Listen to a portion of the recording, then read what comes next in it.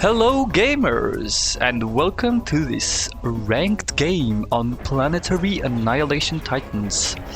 I'm recording this currently on voiceover, which means what you're seeing now on screen is a recording I made earlier, and I'm commentating on top of it, so I can focus a bit on what's happening in the game, what I'm doing, what my opponent's doing and stuff. So first on, you can see a lot of hesitation in my build order. We're on Petard, I believe, or Ashwell's Garden. I don't know, I always kind of forget which one is which. This is definitely a small map with a very small distance between each base, so that means a very early T2 rush. I was considering doing T2 factory as my fourth factory, but that's definitely a very aggressive build, and I haven't done this in the past, so I switched to classic T2 fourth factory with 2 pigeons between each factory.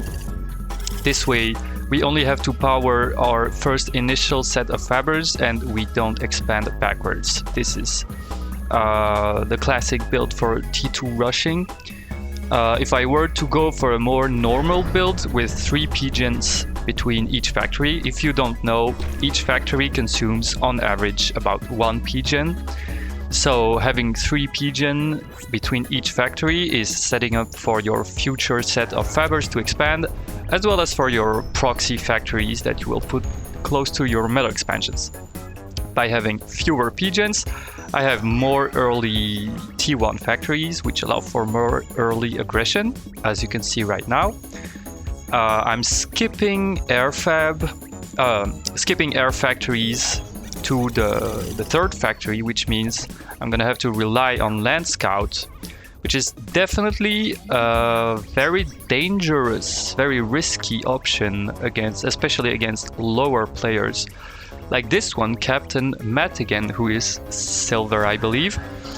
So at this point of the game, I see he's behind on Expo, which is unusual. You can see my 3 fabbers are already doing the proxy, so I kind of suspect, you can see in the picture-in-picture, that he's rushing Naval. So at this point of the game, I'm beginning to panic, because Naval rush is definitely a big issue on this map. You can rush kaijus, and then at this point it's kind of over. So I was trying to aggress him to respond, which was definitely a mistake here. I took some bad trades because his commander was in the way. Here I'm preparing my pigeons for my T2, and my fabbers are a bit late, I have to say. Fortunately, he stopped making airplanes, which means I could shut down his air fabbers in time. His build was definitely a bit weird.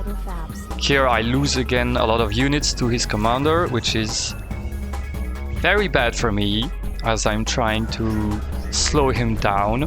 I'm going for a T2 vehicle factory. Usually you want to go for a T2 bots factory, because bots kind of counter T2 vehicle, but since I know he's rushing Naval and I've seen he's very behind on metal, he took a lot of time to get his first metal expansions, and he won't be able to push the mid because I have so much units. There we go. I'm preparing a Vanguard drop. Usually you don't want to rush T2 vehicles unless you're sure you can do a Vanguard drop, because T2 bots can out-kite vehicle factories.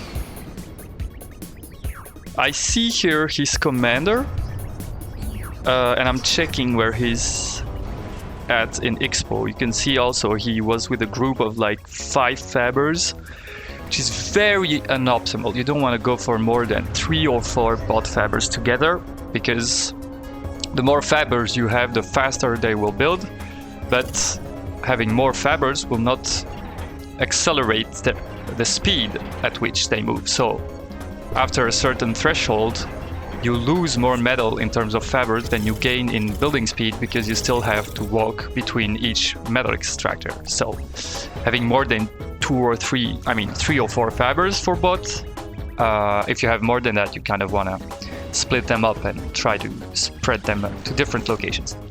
Here, since I saw his commander being very pushed away from his space, I'm kind of going around. You can definitely see here the strength of dogs and strikers in their speed. By the way, this is why turret spamming is generally very bad unless you can have a very well positioned turret, because if your opponent is just a little bit smart, he can just go around him. I'm shutting down my factories to kind of accelerate my drop. The goal here for this drop, I have two goals. I'm pretty sure he's gonna have a very low T2. First off, because I can see he's kind of a noob, so he probably does a lot of mistakes in his build order, and also because he's rushing Naval, which means he's probably low on metal and energy, because naval units are extremely expensive and naval fabs consume a lot of energy, even though they're very efficient. So he probably won't be building T2 right away. So my objectives with this drop is either to destroy his T2 before he can finish it, so that I can afterwards make a fatal push with levelers, or to just kill his commander if I can. Here, thanks to an early warning radar, you can see him right there. I can see his units try to push and metal. This is why radar are also very important. Definitely want this in your expo, especially when you're pushing for the mid. You can see I'm always keeping an eye on the backside of the map. He has the water. We'll see afterwards. He's not rushing T2 Naval, which is... It's already pretty bad to rush T2 Naval this early in the game, but if you're just rushing T1 Naval, you're not gonna get a lot out of it. So my Vanguard drop is ready. I'm floating in metal, but it's fine. You can see I'm only at plus 20, plus... Yeah, okay, I'm kind of floating a lot, but it's fine. I'm building a metal storage. Here I'm still panicking, so I'm kind of... Naval rush is definitely a scary thing. You've probably noticed the idle fab sound. It's from a mod by Ferretmaster, who hasn't been published yet, but definitely a very good mod that warns you whenever you have an idle factory fabber or commander. Here I'm pretty sure at this point the game is over. Still, out of habit, I track my camera in picture on my commander. Whenever I do a cheese, I'm always afraid the opponent will cheese me back. Even though like I said, I know he's extremely late. I've scouted the left side of the map and I know he hasn't expanded behind. And obviously I know he's not expanded on the right, sorry, because that's where I am. I rushed the center with my fabs. So now I can just damage this commander. Usually, when you have two enemy vanguards on your commander, you wanna kite back with him, but apparently he didn't want to do that. So yeah, definitely a very sketchy game. A lot of panic, a lot of stress.